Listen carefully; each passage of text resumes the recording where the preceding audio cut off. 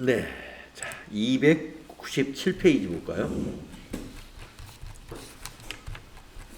자, 우리가 이제 근로소득 관리에서 사원 등록, 급여자료 입력 해보았습니다.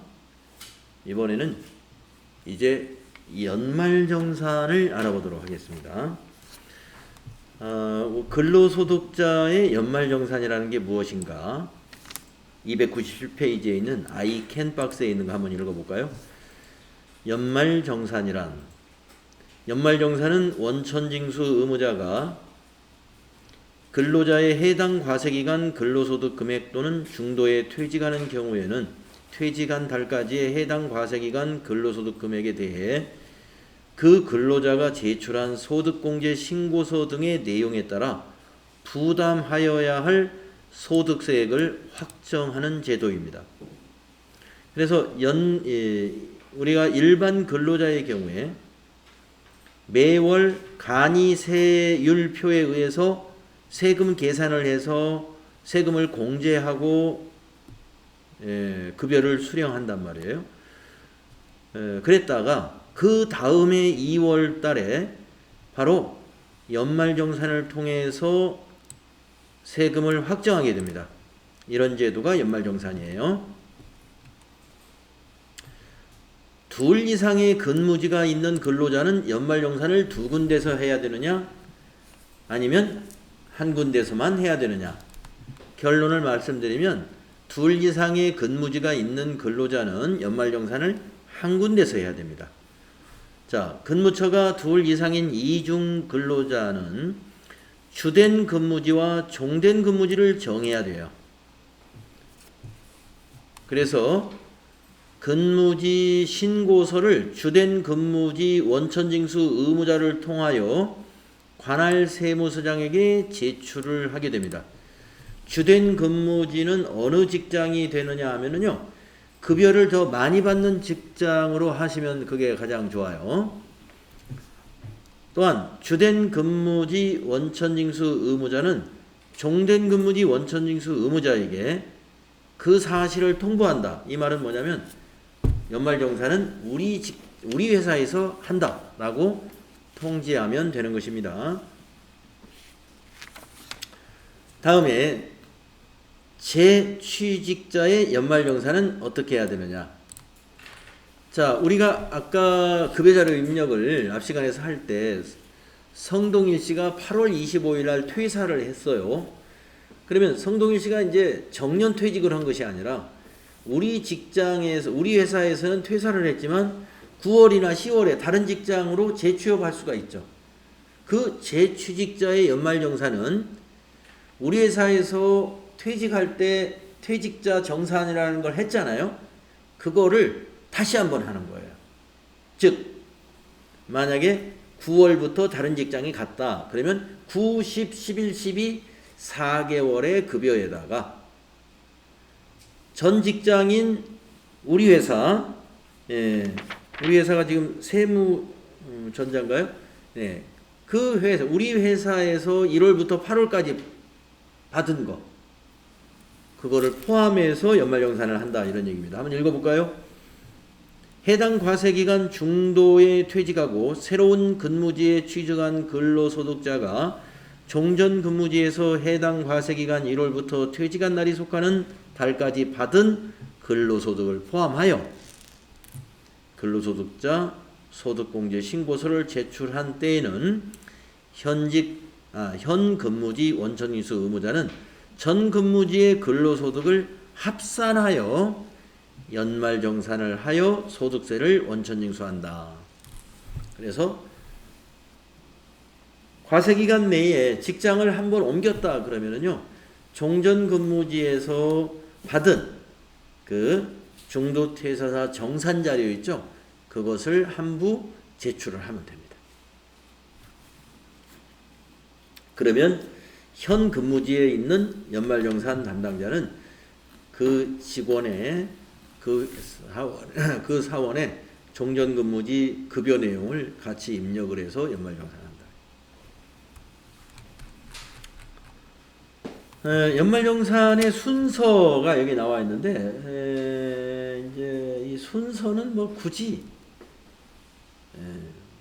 이 표를 꼭 알아야 된다거나 그럴 필요는 없습니다. 이제 메뉴를 어떤 메뉴에 입력해야 되는지 우리가 자연스럽게 숙지하시면 되고요. 연말정산하는 메뉴는 여기에서 합니다. 연말정산 근로소득 원천징수 영수증이라고 메뉴가 되어 있어요. 이 메뉴에서 하게 될 거고요.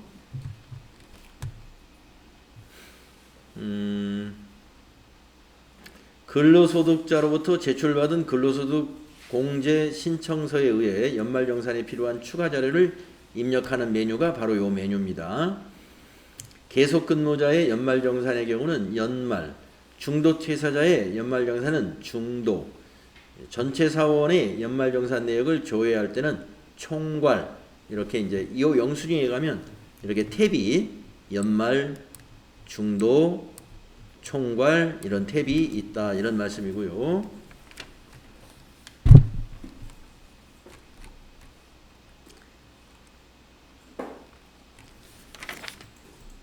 정산 탭에서 무엇을 하느냐 하는 거 요걸 지금 프로그램이 없는 상태에서 이거 읽어보는 것은 너무 지루한 얘기예요. 그래서 그냥 넘어가십니다. 쭉 넘어가시고 303페이지를 보시겠습니다.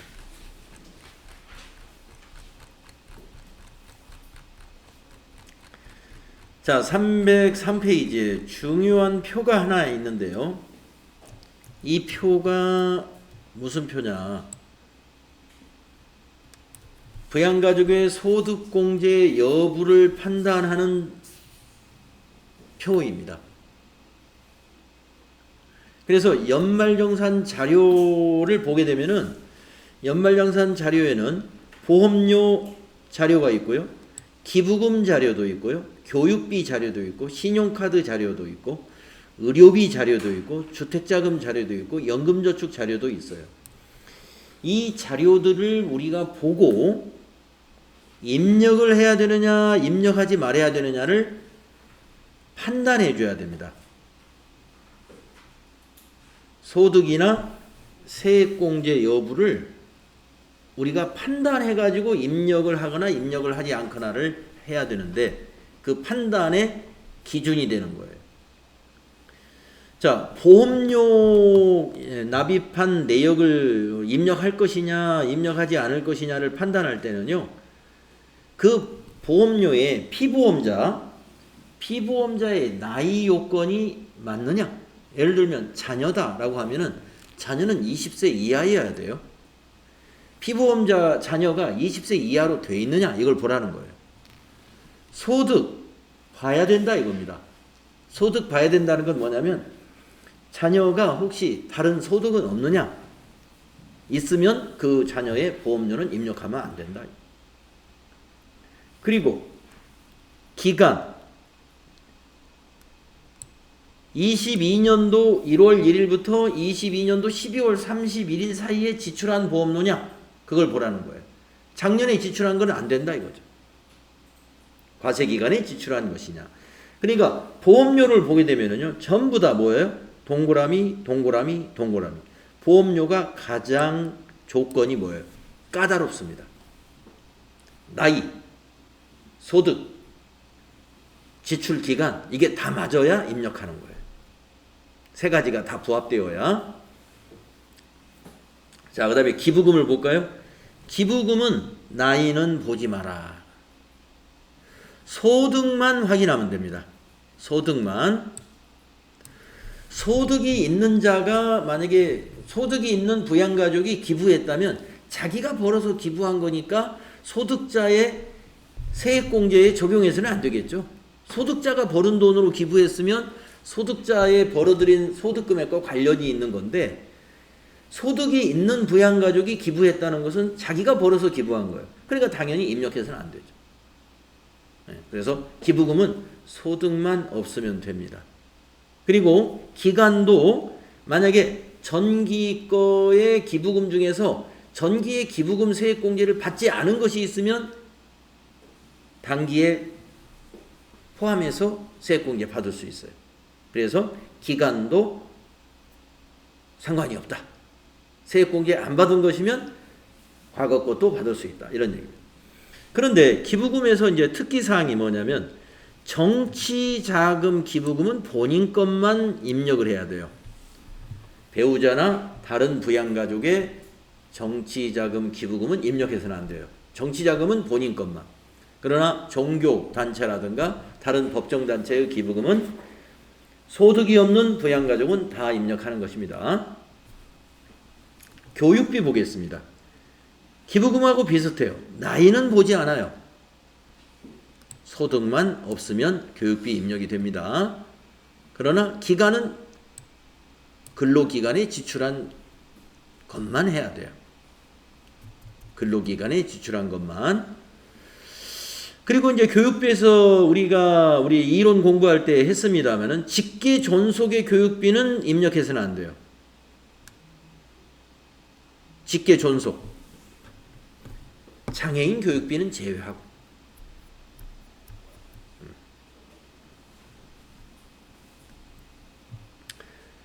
그 다음에 신용카드를 보겠습니다. 신용카드 사용금액 소득공제, 특별공제 있잖아요. 이것도 소득 요건만 보고 판단하면 됩니다. 만약에 자녀의 신용카드 사용금액이 있어요. 자녀가 신용카드, 자녀 앞으로 발행해가지고. 근데 그 자녀가 소득이 없는 사람이면 입력해요. 근데 자녀가 소득이 있는 사람이면 입력하지 않습니다. 나이는 따지지 않습니다. 신용카드 사용금액 입력할 때 사용자의 나이는 보지 않아요. 소득만 보시라. 소득 없으면 입력한다. 그리고 근로기간에 지출했어야 됩니다.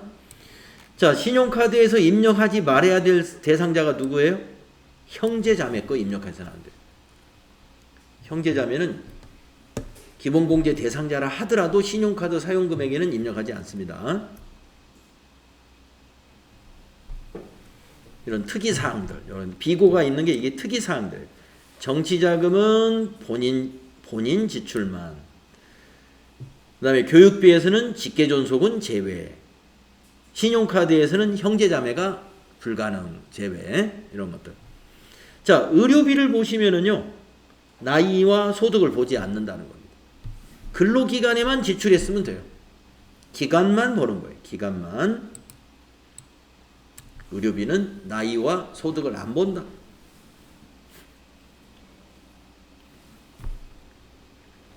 그래서 의료비는 제외되는 게 거의 없어요. 그 의료비 지출 기간이 근로기간에 포함되어 있으면 그냥 다 입력하면 됩니다. 주택자금은 근로기간에 지출한 주택자금이어야 되고요. 본인 명의로 지출한 것만 입력하는 겁니다. 연금저축도 본인 명의 것만 연금을 입력하는 거예요. 본인 명의. 그래서 본인 것만 되는 게 두 가지가 있어요. 주택자금, 연금, 그리고 정치자금의 기부금. 기부금 중에서 정치자금, 기부금, 그 다음에 주택자금과 연금저축은 본인 명의의 것만 입력하는 것이다. 부양가족권은 입력해서는 안 된다. 이 표가 여러분이 그 자료를 보고 입력해야 되느냐 말해야 되느냐를 판단하는 아주 중요한 표예요. 그래서 제가 소득세 문제에서 여러분 그 NCS 평가 문제에서 이 표를 문제로 냈어요. 여기다 이렇게 괄호를 다 쳐놨어요. 이렇게 가로 쳐놨으니까 동그라미를 쳐야 되는지 X를 쳐야 되는지 거기다 OX 하시면 돼요. 네, 아마 기억할 수 있을 거예요. 의료비는 아무것도 안 봐요. XX. 보험료는 다 봐요. 동그라미 동그라미. 나머지는 나이는 안 보고 소득은 다 봅니다. 나이에는 X, 소득에는 동그라미. 이렇게 되는 거죠. 이거는 이제 우리가 그 밑에 있는 것은 중요하긴 하지만 우리가 입력할 때 판단할 필요는 없어요. 왜냐? 프로그램이 알아서 판단을 해줍니다. 이게 뭐냐면은 이론에서 나올 수가 있는데 이 신용카드에 소득공제 지출한 것 중에 세액공제가 중복되어 있을 때 어떻게 할 것이냐 이거예요. 그러니까 신용카드로 병원에서 의료비를 지출했다. 그러면 신용카드 사용금액으로도 공제를 해주고 의료비에서 세액공제도 적용해 주느냐 하는 얘기입니다. 적용된다. 의료비로 지출한 신용카드 지출은 신용카드 사용금액 그리고 의료비 세액공제가 다 된다. 중복 적용되는 것만 한번 보겠습니다. 예, 중복 적용되는 걸 보면은 자, 의료비 중복 적용. 자, 학원비 중에서요. 학원비입니다. 학교 수업료는 안 되고 학원비 신용카드 사용금액에 포함되죠. 학교 수업료는 안 되지만 그 중에서 취약전 아동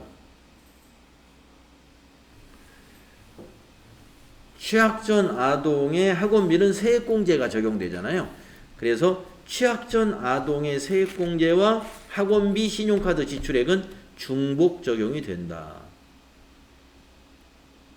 그 다음에 마지막 하나가 교복구입비입니다. 이것도 교육비에 해당이 되죠. 교복구입비에서 신용카드 사용금액에 포함시켜주고 그 다음에 교육비 세액공제도 가능해요. 그래서 세 가지가 뭐냐? 신용카드와 특별세액공제를 중복 적용해주는 세 가지는 의료비, 취약전 아동의 학원비, 그 다음에 교복구입비가 되겠습니다. 이론 문제에서 나올 수 있습니다.